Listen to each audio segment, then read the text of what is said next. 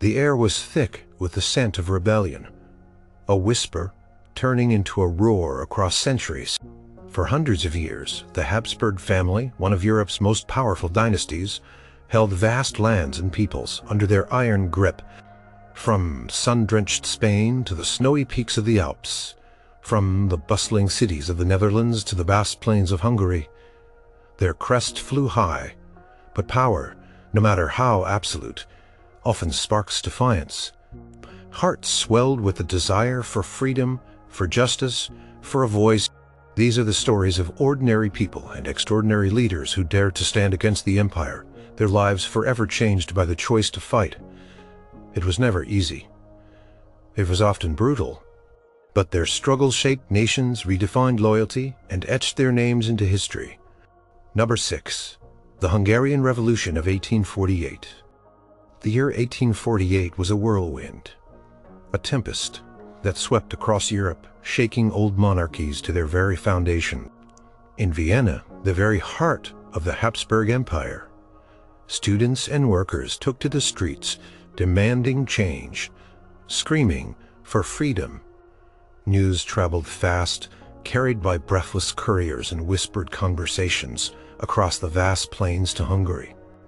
Here, a different kind of fire was already smoldering, fueled by centuries of a distinct national identity and a growing sense of injustice under Austrian rule. One of the brightest sparks of this fire was Lajos Kossuth. He was not a general, but a lawyer, a journalist, a speaker whose words could stir souls like no other. His voice, strong and clear, often filled the grand halls of the Hungarian Diet, demanding reforms, demanding a Hungary that was truly for Hungarians.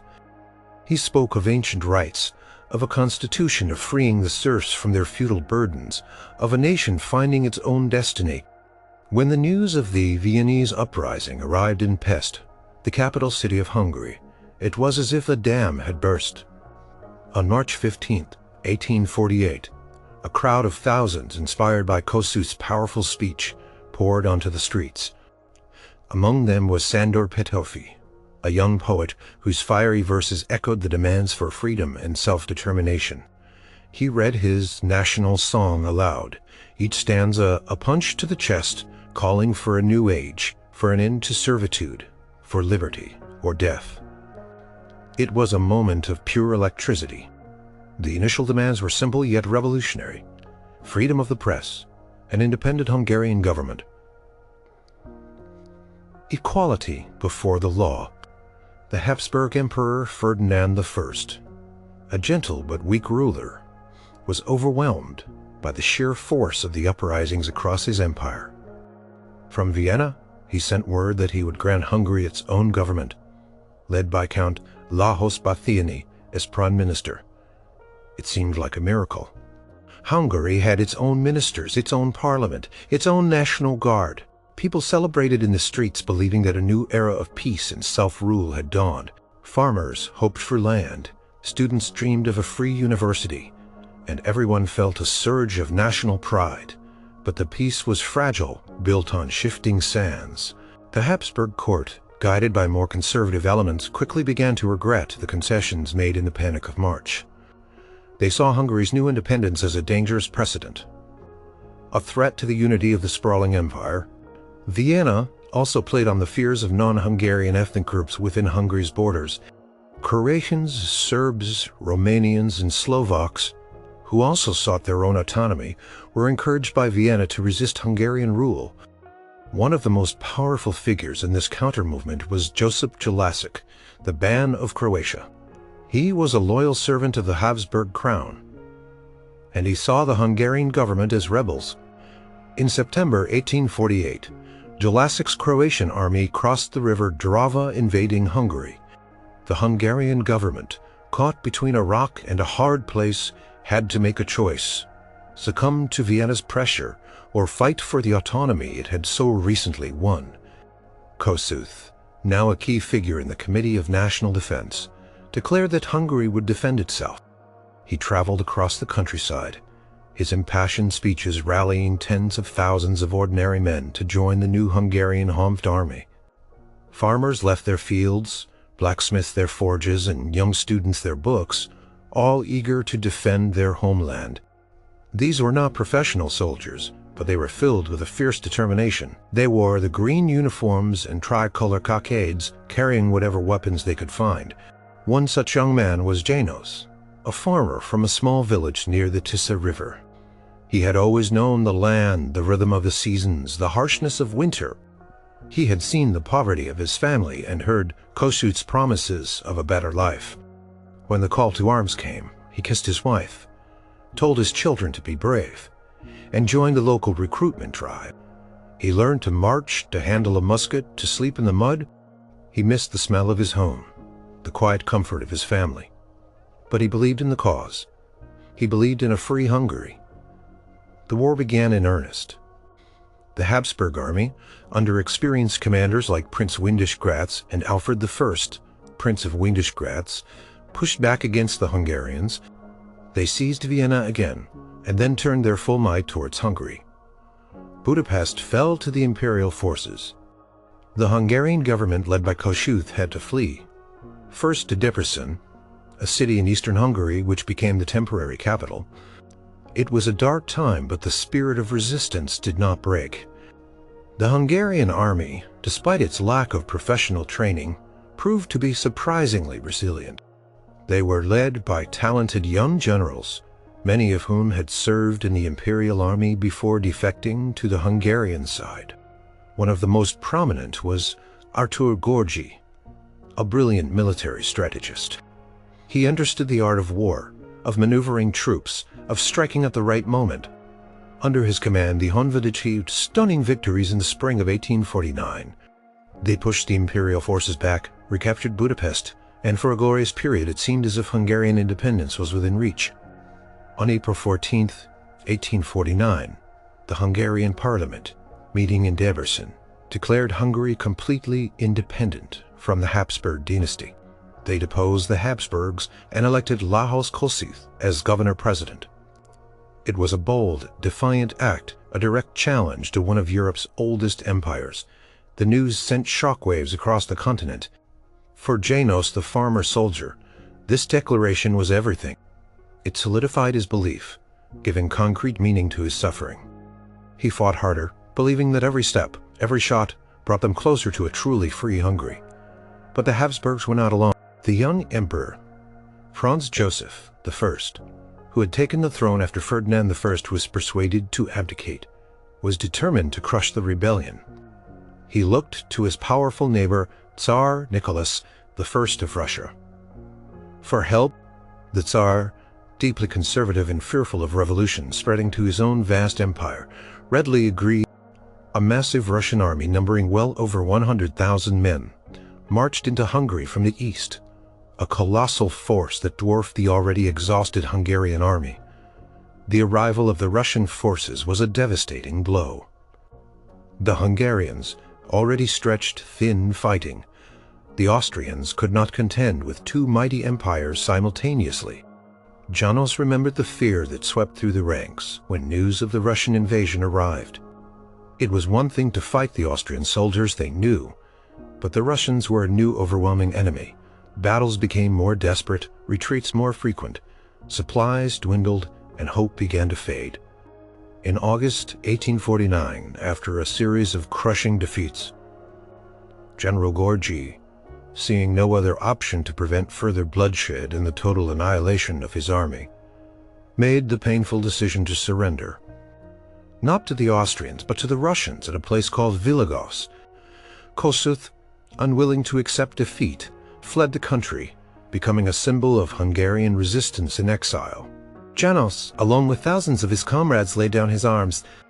The dream of an independent Hungary, so vivid just months before, was shattered.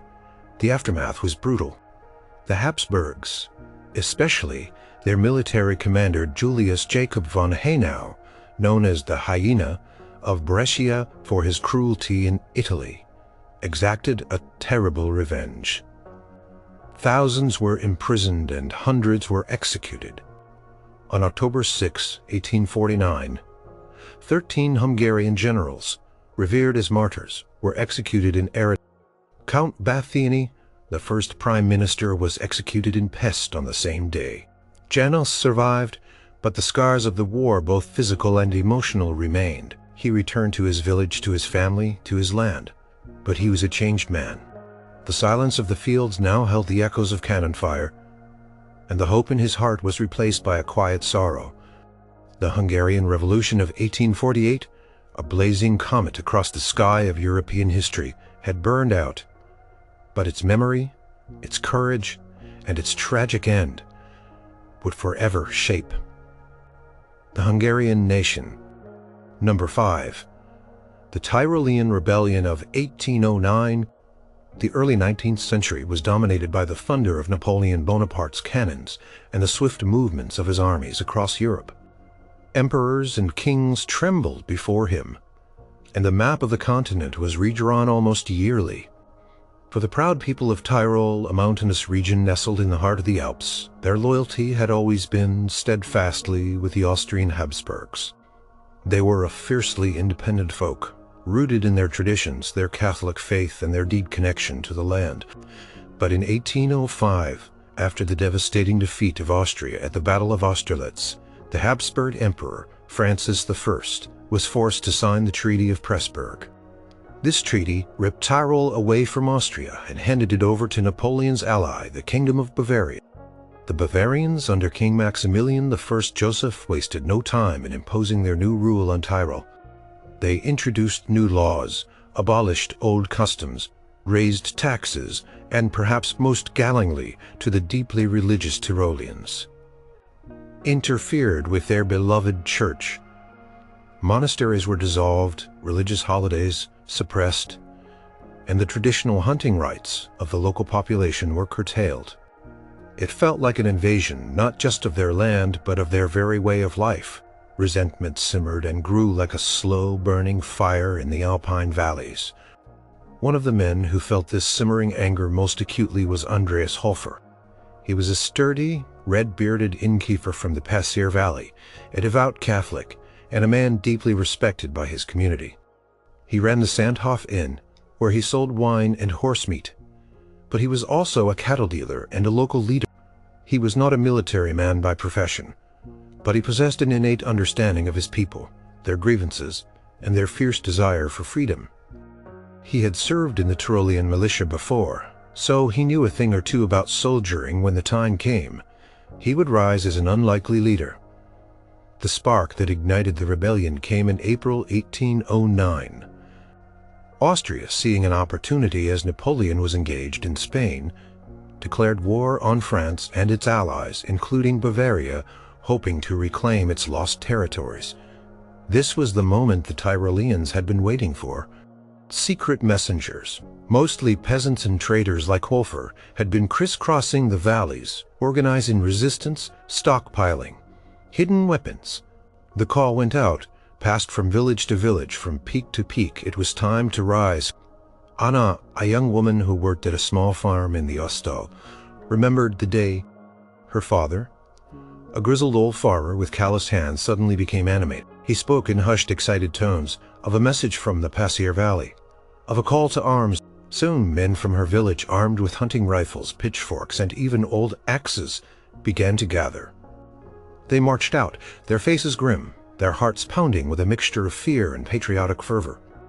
Anna watched them go, a knot in her stomach, but also a glimmer of pride. They were fighting for their home, for their faith, for their way of life. Andreas Hofer quickly emerged as one of the key leaders. He was a natural strategist, using his knowledge of the treacherous mountain terrain to his advantage. The Tyrolean rebels, a motley crew of farmers, hunters, and villagers, might have lacked formal military training, but they knew every hidden path, every mountain pass, every rock and tree. They ambushed Bavarian and French troops, rolling boulders down slopes, unleashing avalanches of logs, and firing from concealed positions. Their guerrilla tactics proved devastatingly effective against the conventional armies, unaccustomed to such rugged warfare. The most famous battles took place on the Bergisal, a hill overlooking Innsbruck, the capital of Tyrol. There were 4 major battles fought on this strategic height.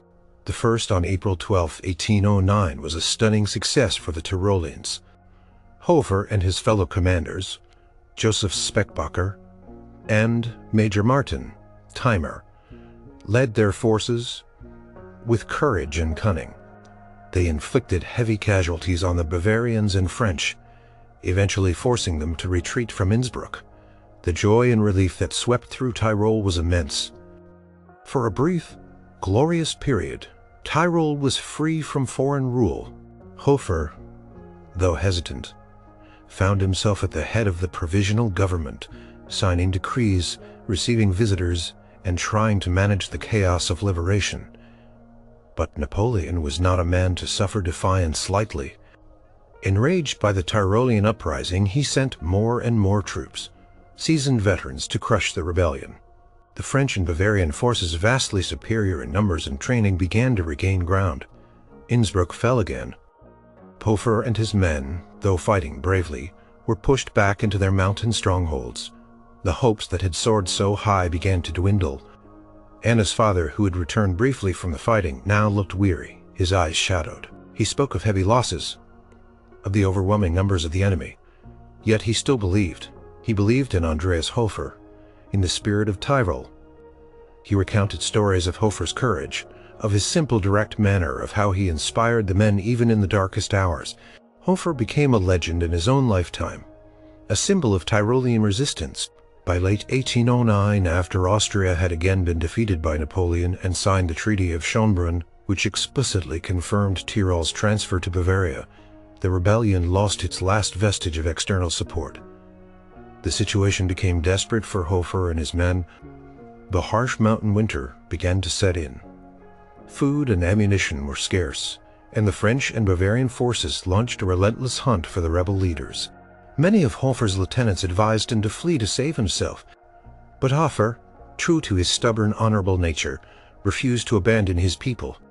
He went into hiding in a remote mountain hut in the Passier Valley, deep in the snow.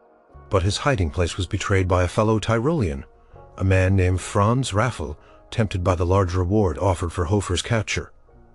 On January 28, 1810, French soldiers stormed the hut, offered no resistance. He was captured and taken to Mantua, a fortress city in northern Italy, then under French control. Anna's father heard the news of Hofer's capture with a heavy heart. It felt like the end of everything. He remembered the brief, exhilarating taste of freedom, the unity of his people, the bravery of Hofer. He knew that even if the rebellion was crushed, the spirit would live on. On February 20, 1810, Andreas Hofer was tried by a French military court and sentenced to death. He faced his execution with remarkable calm and defiance. Refusing a blindfold, he stood before the firing squad, reportedly shouting, "Long live Emperor Francis! Long live Tyrol!" His death was not just the end of a rebellion, but the beginning of a legend. For generations, Andreas Hofer would remain a powerful symbol of Tyrolean identity, resistance against oppression, and loyalty to the Habsburg crown. A paradoxical figure whose fight for freedom from one ruler inadvertently cemented loyalty. His legacy ensured that the unique spirit of Tyrol would never be truly extinguished. Number 4.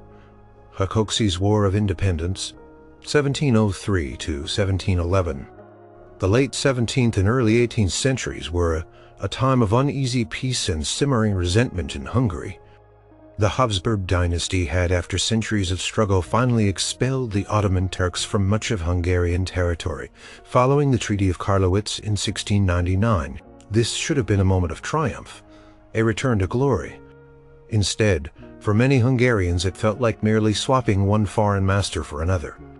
Emperor Leopold I, the Habsburg ruler, governed Hungary more like a conquered province than a co-equal kingdom. He introduced German officials, imposed heavy taxes, and clamped down on Protestantism, a faith widely practiced in many parts of Hungary. Castles were dismantled, Hungarian noble rights were ignored, and a general sense of foreign oppression settled over the land. The Hungarian nobility, proud and independent, bristled under this rule. They saw their ancient freedoms eroding, their language and culture threatened.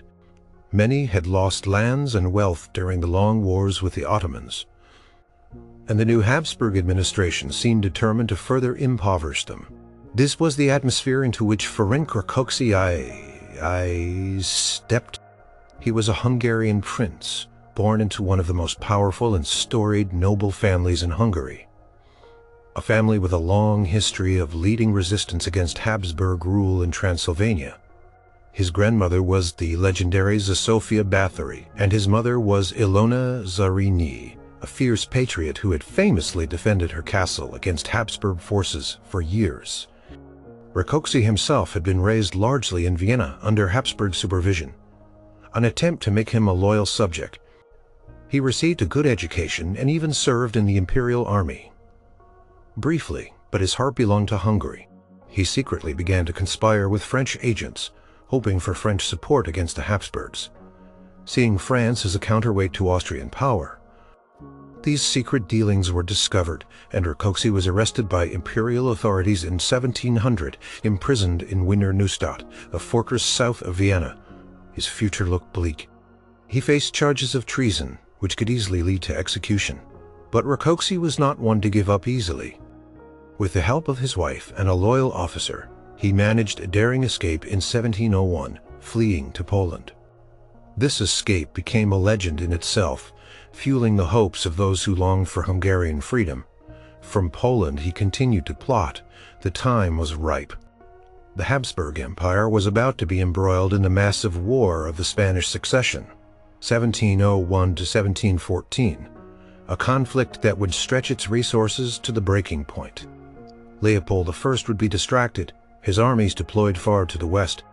In 1703, a small group of Hungarian peasants, driven to desperation by the heavy taxes and cruel treatment by Habsburg officials, rose up in rebellion in the northeastern parts of Hungary. They were called the Kuruk, a term historically associated with Hungarian anti-Habsburg rebels. This was the spark Rákóczi had been waiting for. He crossed back into Hungary from Poland and took command of this nascent uprising. He issued a manifesto, Recrudescant Vulnora Antiqua. The old wounds are bleeding again, detailing the grievances of the Hungarian people and calling all to arms. Joseph, a young peasant farmer from the county of Szabolcs, was one of those who joined the Kuruk ranks. His family had endured generations of hardship, their harvests seized, their sons conscripted. He had heard whispers of the great Rákóczi family, of their bravery, of their desire for a free Hungary. When Rákóczi returned, József felt a surge of hope. He grabbed his scythe, later replaced by a more proper musket, and joined the growing ranks of the Kuruk. They were poorly equipped, often starving, but they were fueled by a burning sense of injustice and loyalty to their Medic leader. Rákóczi proved to be an inspiring and capable leader. He was not just a warrior, but also a statesman. He established a working government, minted his own coins, and sought to organize his often ragtag army into a more disciplined fighting force. He managed to unite various factions of Hungarian society, appealing to both nobles and commoners, Catholics and Protestants, under the banner of Hungarian independence. His army grew rapidly, swelling to tens of thousands of men. The Kuruk forces, under Rákóczi's leadership, and that of his skilled generals like János Bottyán, achieved remarkable successes in the early years of the war. They quickly gained control of large parts of Hungary, pushing back the imperial forces. József remembered the early victories, the sense of exhilaration as they drove the Austrians from their towns. The hope was palpable. The belief that they might truly achieve a free Hungary was strong. In 1705, the Hungarian Diet, meeting at Székely, elected Rákóczi as the ruling prince of Hungary, acknowledging him as the de facto sovereign.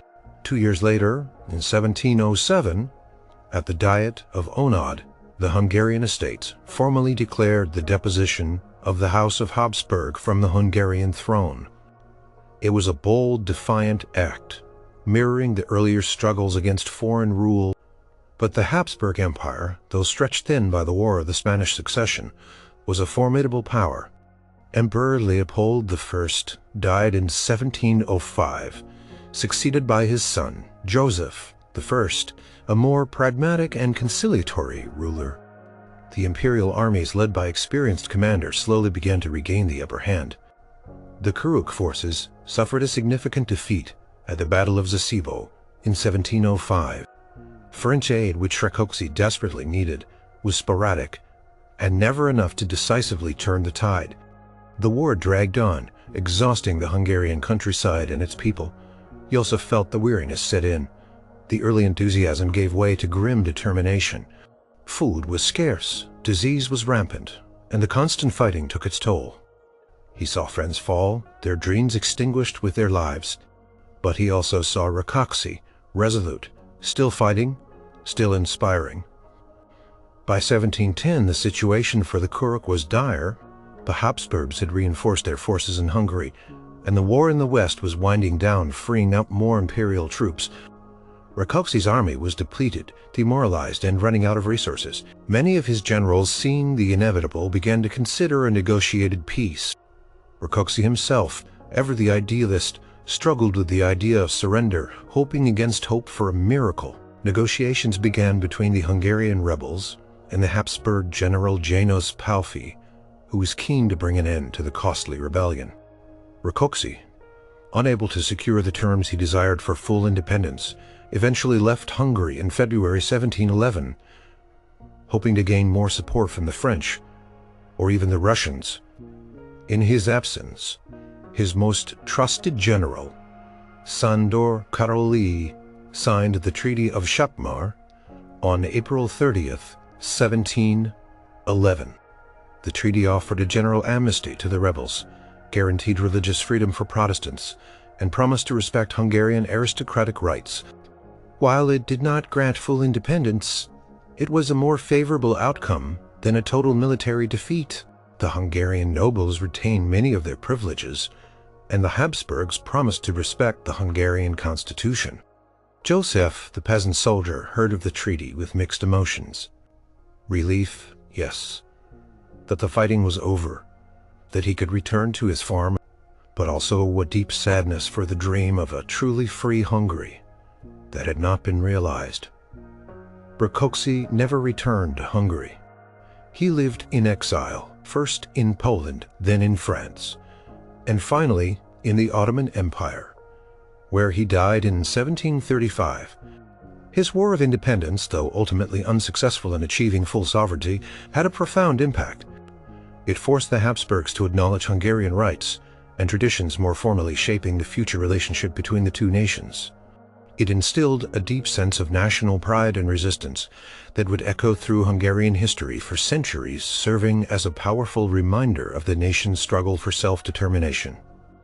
The spirit of the Kossuth and of their princely leader lived on in the hearts of the Hungarian people. Number 3. The Catalan Revolt, 1640 to 1652. The year 1640 was a boiling cauldron across the Spanish Habsburg Empire.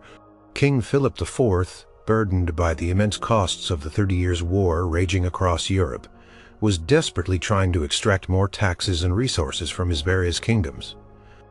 The powerful Count Duke of Olivares, Philip's chief minister, pursued a policy known as the Union of Arms, demanding that all parts of the Spanish monarchy contribute equally to the war effort. For Catalonia, a distinct region in northeastern Spain, with its own ancient laws, customs, and language. This was a bitter pill to swallow. Catalans had long enjoyed a high degree of autonomy, and they viewed Olivares' demands as an infringement on their traditional liberties. Their fueros tensions had been building for years. Catalan peasants and city dwellers resented the presence of Castilian troops, quartered in their homes, often behaving with arrogance and brutality. These soldiers, sent to defend the border with France as part of the ongoing war, frequently looted, vandalized, and harassed the local population. Complaints to Madrid went unheeded, fueling a deep sense of grievance and injustice. The atmosphere was thick with mistrust and anger. One of the ordinary people caught in this escalating tension was Michael, a young farmer from a village near Girona. He had witnessed soldiers taking his family's chickens, trampling his crops and disrespecting his elders. He heard stories from neighboring villages of worse atrocities, of women being assaulted, of men being beaten for daring to complain. Michael was a quiet man, but inside a fire of resentment was growing. He loved his land, his family, and his Catalan way of life, and he felt it was under attack. The breaking point came on Corpus Christi Day, June 7th, 1640. It was a major religious festival, and a large crowd of reapers, segadors, many armed with their scythes and other agricultural tools, had gathered in Barcelona. Some were veterans of previous clashes with Castilian troops. Violence erupted. It's not entirely clear how it started, but what began as a street riot quickly spiraled into a full-blown uprising. The crowd, fueled by years of pent-up anger, attacked royal officials and soldiers. The Viceroy of Catalonia, down Mount Coralt, Count of Santa Coloma, tried to flee, but was caught and murdered. His blood-stained body was reportedly dragged through the streets. This event, known as the Bloody Corpus de Sang, marked the true beginning of the Catalan revolt. Miquel, who happened to be in Barcelona that day, witnessed the chaos and the fury. He saw the faces of his countrymen, not just reapers, but artisans, merchants, and ordinary citizens, united in their rage against the royal authority. He heard the shouts of "Visca la terra," "Long lives the land," and "Mort al mal govern," death to bad government. He felt a surge of fear, but also a powerful sense of solidarity. He knew that after this there was no turning back. The rebellion spread rapidly throughout Catalonia. The Catalan estates, the traditional governing body of the region, took control. They appointed Pau Claris, a Manac canon from the Sudergel, as their leader. Claris, a strong advocate for Catalan liberties, sought to consolidate the rebellion and secure external support. He knew that Catalonia on its own could not stand against the might of the Spanish Habsburg Empire. The natural ally was France, Spain's traditional enemy. King Louis XIII of France and his chief minister, Cardinal Richelieu, eagerly seized the opportunity to weaken their Habsburg rival. In October 1640, Catalonia declared itself a republic under French protection. This was a radical move, a clear break from the Spanish monarchy. For Miquel, the idea of a republic was abstract, but the concept of Catalan independence resonated deeply. The war that followed was long and brutal, lasting for 12 years. It became known as the War of the Reapers, Guerra dels Segadors. Spanish royal armies invaded Catalonia. Determined to crush the rebellion, the Catalans, aided by French forces, fought fiercely to defend their homeland. Battles raged across the countryside. Sieges were common, devastating towns and villages. Miquel, like many other farmers, found himself drawn into the conflict. He helped move supplies, dug trenches, and occasionally took up arms against the Spanish soldiers. He learned to distinguish the crack of a musket from the thud of a cannonball, and the fear of battle became a familiar companion. Barcelona, the heart of Catalonia, became a focal point of the war. It was besieged multiple times by royal forces. The citizens endured starvation, disease, and constant bombardment. Despite the hardships, they resisted with remarkable resilience, bolstered by the presence of French troops. In January 1641, just as the Spanish army was about to launch a decisive attack on Barcelona, Pau Claris orchestrated a final desperate move. Catalonia declared its total submission to the King of France, Louis XIII accepting him as the Count of Barcelona. This effectively transformed Catalonia into a French province, trading one distant monarch for another as support against the Spanish Habsburgs. This move caused mixed feelings among the Catalans. For some, it was a necessary evil to ensure survival. For others, like Miquel, it was a difficult compromise. They had fought for their own freedom, not to become French subjects. However, the immediate threat from Spain was so great that French military aid was indispensable. The war dragged on. Louis XIII died, and the young Louis XIV continued the war under the guidance of Cardinal Mazarin. But French interest in the Catalan cause began to wane as the larger 30 Years' War neared its end, and France began to prioritize its own strategic gains. The Spanish crown under Philip IV also faced internal difficulties, including a major rebellion in Portugal that had erupted simultaneously. The Catalan won. As the years passed, exhaustion set in. Their fields were ruined, their towns in rubble, their population decimated by war and famine. The promises of French support often fell short, and the French administrators, much like the Castilians before them, sometimes proved to be arrogant and exploitative. Divisions began to appear among the Catalans themselves, with some advocating for a return to Spanish rule, tired of the endless conflict and the heavy hand of their French allies. By 1651, the Spanish royal army, under the command of John of Austria, the younger, illegitimate son of Philip IV, launched a final decisive siege of Barcelona. The city, battered and isolated, held out for 15 long months. Food ran out, diseases ravaged the population, and hope was almost extinguished. Miquel, having endured years of fighting, heard grim tales from those who managed to escape the besieged city. It was a city in agony.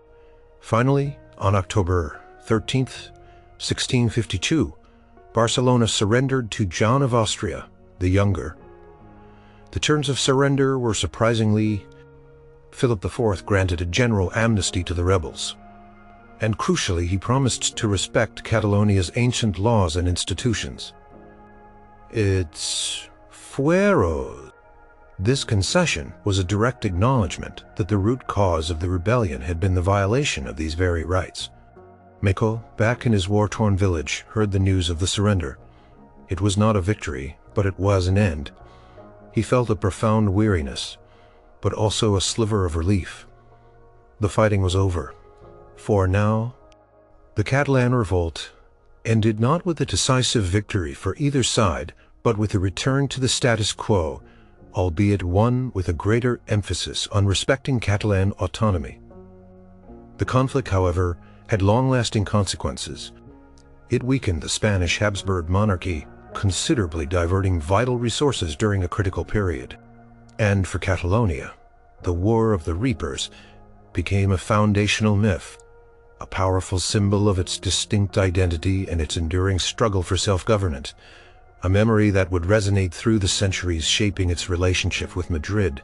The scars remained a testament to a people who dared to defy the mightiest empire of their age. Number 2. The Bohemian Revolt, 1618 to 1620. In the early 17th century, the Kingdom of Bohemia, a jewel in the crown of the Habsburg Empire, was a land of complex religious and political divisions. While its kings were often Habsburgs, Bohemia had a proud history of self-governance and, crucially, a strong Protestant tradition. The Protestant Reformation had taken deep root here, particularly the Hussite movement, which predated even Martin Luther. For a time, a shaky peace had been maintained through the Letter of Majesty issued by Emperor Rudolf II in 1609. This royal decree granted broad religious freedoms to Bohemian Protestants and even allowed them to build churches on royal land. It was a fragile compromise, but it held. However, the Habsburgs were staunchly Catholic, driven by the fervor of the Counter-Reformation. When Ferdinand II, a devout and uncompromising Catholic, became King of Bohemia in 1617, and soon to be Holy Roman Emperor, the air in Prague grew thick with tension. Ferdinand was a man who believed deeply in absolute monarchy, and in the absolute truth of his Catholic faith. He was determined to roll back the religious concessions made to the Protestants and centralize power in Vienna. One of the men who felt this rising tension acutely was Jan, a Protestant landowner and a member of the Bohemian Estates, the regional parliament. He had inherited his land and his faith from generations of ancestors who had fought for their beliefs. He saw the erosion of the Letter of Majesty as a direct threat to his freedom. his property, and his very soul. He heard the whispers of concern among his fellow Protestants, the fear that their churches would be closed, their worship forbidden, their children forced to convert. The first clear sign that Ferdinand meant business came with the destruction of two Protestant churches that had been built on royal land, one in Brno and another in Kostergrab. To the Protestants, this was a clear violation of the Letter of Majesty. They demanded justice. On May 23, 1618, a delegation of angry Protestant nobles marched to Prague Castle, the seat of Habsburg power in Bohemia. They sought an audience with the emperor's regents, Jaroslav Borzita, von Martinitz, and Wilhelm Slavata, both staunch Catholics and staunch supporters of Ferdinand. They also confronted Philip Fabricius, a secretary. The meeting was not a polite discussion. Voices. The Protestants, convinced that Martinitz and Slavata were betraying their rights and actively working against them on Ferdinand's behalf, lost their temper. This was a moment of sheer fury and desperation. Jan was among the crowd that day, pushed forward by the sheer force of numbers, his heart pounding in his chest. He saw the anger on the faces of the nobles, the fear in the eyes of the Catholic officials. What happened next became legendary. The Protestant nobles, seizing the two regents and their secretary, dragged them to a window on the third floor of the castle's Bohemian chancellery. In an act of deliberate defiance and symbolic violence, they threw Martinitz, Slavata, and Fabricius out of the window. This event, known as the Defenestration of Prague, was not the first in Bohemian history, but it was certainly the most famous. Remarkably, all three men survived the 50-foot fall, landing in a pile of dung or rubbish below. They quickly fled. The defenestration was a shocking act, an unmistakable declaration of rebellion. It was a direct challenge to Habsburg authority, a thumb in the eye of the emperor. Jan watched in stunned silence as the crowd erupted in a mix of cheers and gasps. He knew, everyone knew, that this act meant war. There was no turning back. The Bohemian estates quickly established a provisional government. They raised an army and sought allies among other Protestant German states. They declared the Habsburgs deposed from the Bohemian throne and, in August 1619, elected Frederick V, the young Protestant elector, Palatine, as their new king. Frederick, a Calvinist, was a somewhat reluctant choice, known as the Winter King, because his reign would last barely a winter season. He accepted the crown, hoping for support from his father-in-law, King James I of England, but that support never fully materialized. Jan, a landowner, found himself deeply involved in the war effort. He provided men from his estate, contributed money, and helped organize supplies. He saw young men barely out of their teens marching off to fight, filled with the fire of their faith and the hope of a truly free Bohemia. He heard their prayers, their hymns, their determined resolve. Ferdinand II, now Holy Roman Emperor, was equally determined. He assembled a powerful army, supported by the Catholic League in Spain, commanded by the experienced General Johann Cercles, Count of Tilly. The war began to devastate Bohemia. Villages were plundered, churches burned, and crops destroyed. The early enthusiasm of the Bohemians began to wane as the reality of war set in. Financial problems plagued the Bohemian government, and their allies proved to be unreliable. The decisive battle came on November 8, 1620, just outside Prague at a place called White Mountain, Bila Hora. The Bohemian army, a mix of zealous Protestants and mercenary soldiers, was outnumbered and outmaneuvered by the disciplined forces of the Catholic League. And the Imperial Army, the battle itself, lasted only about 2 hours. Jan heard the news with a cold dread that settled deep in his bones. All their hopes, all their sacrifices had been for naught. Frederick V, the Winter King, fled Prague with his family, never to return. The imperial forces marched into the city. The consequences for Bohemia were immediate and brutal. The Winter King's banner was torn down from Prague Castle. The Letter of Majesty was publicly torn and burned. The leaders of the rebellion who had not escaped were rounded up, tried for treason, and executed. On June 21, 1621, 27 Protestant Bohemian nobles and citizens were publicly beheaded in Prague's Old Town Square, their heads displayed on spikes on the Charles Bridge. It was a horrific spectacle designed to crush any further resistance. Jan miraculously avoided capture and execution, but his lands were confiscated. He became a refugee, fleeing with his family to a Protestant-friendly territory. He lost everything but his life. The Protestant faith was suppressed, and Catholicism was reimposed with fierce intensity. Bohemia lost its independence and its distinct identity, becoming fully integrated into the Habsburg monarchy, a process known as the Dark Ages of Bohemia, Temno.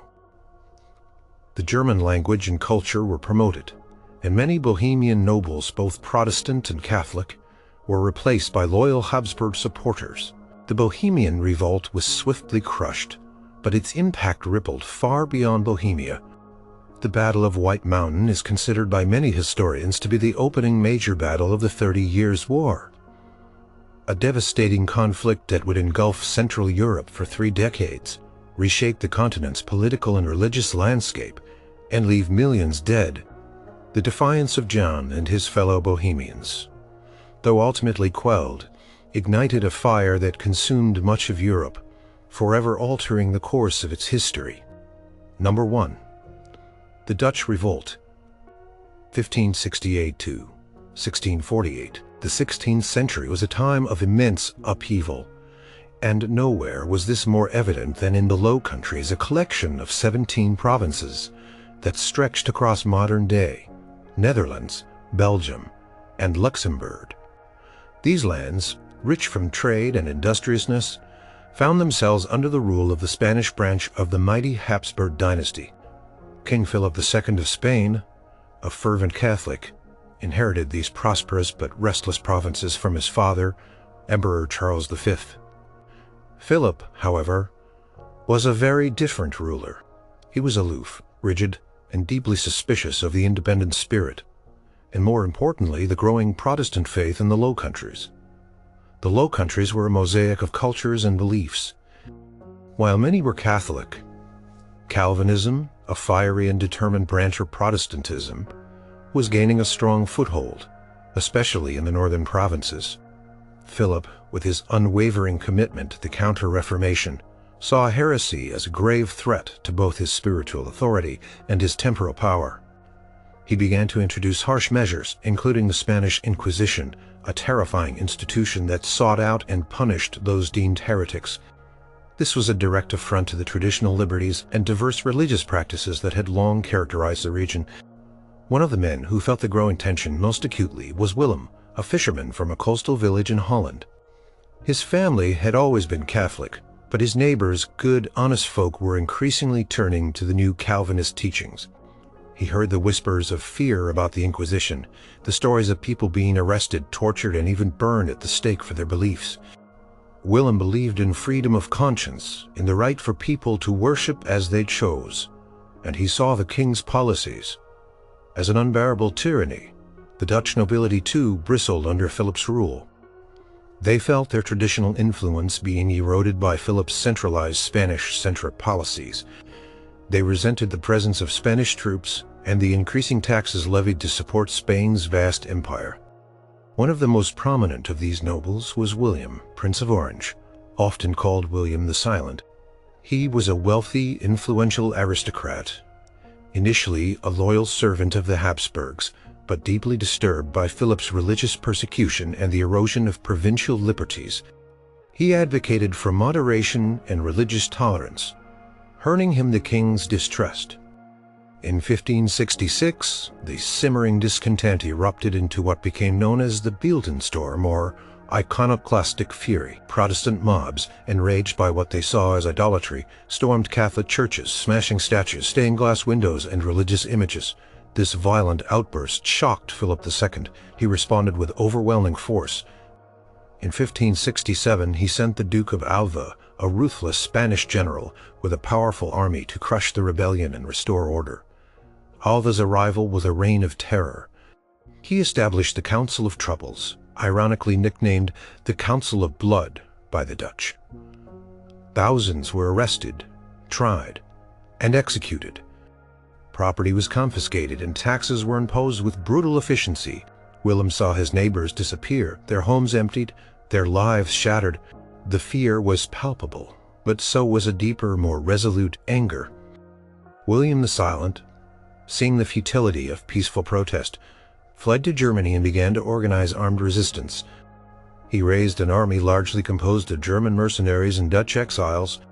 These exiles, often sailors and privateers, became known as the Sea Beggars, Waterguzen. They launched daring raids on coastal towns, becoming a symbol of resistance. Willem, the fisherman, heard stories of their bravery, and his heart swelled with hope.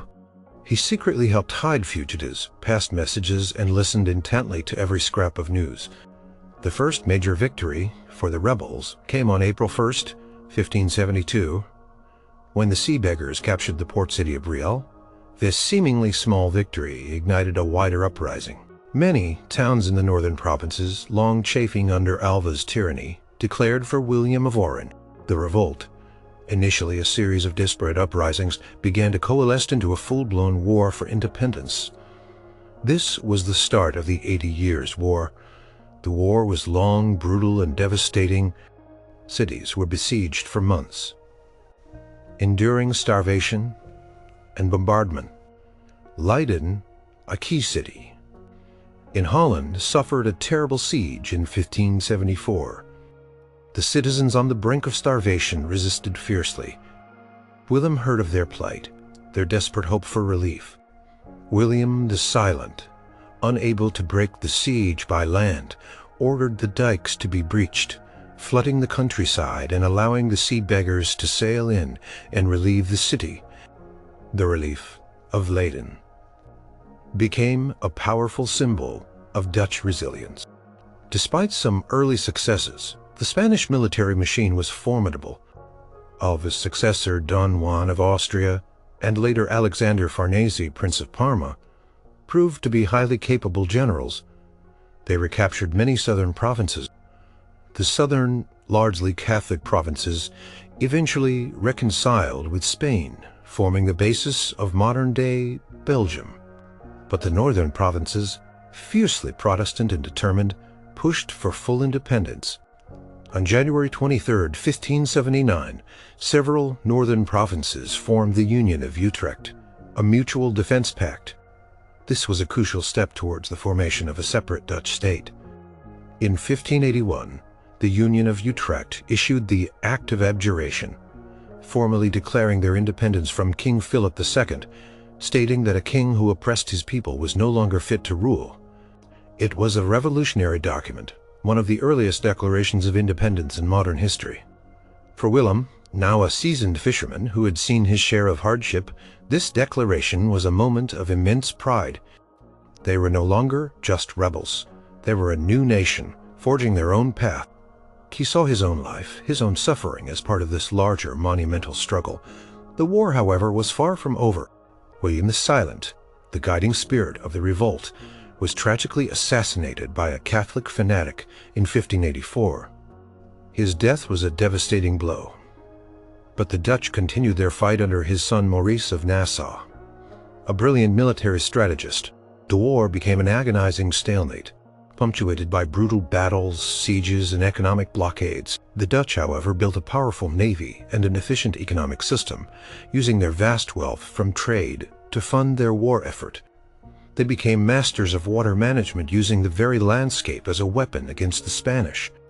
Finally, after 80 long years of relentless struggle, the war concluded with the Peace of Munster in 1648, which was part of the larger Peace of Westphalia that ended the 30 Years' War.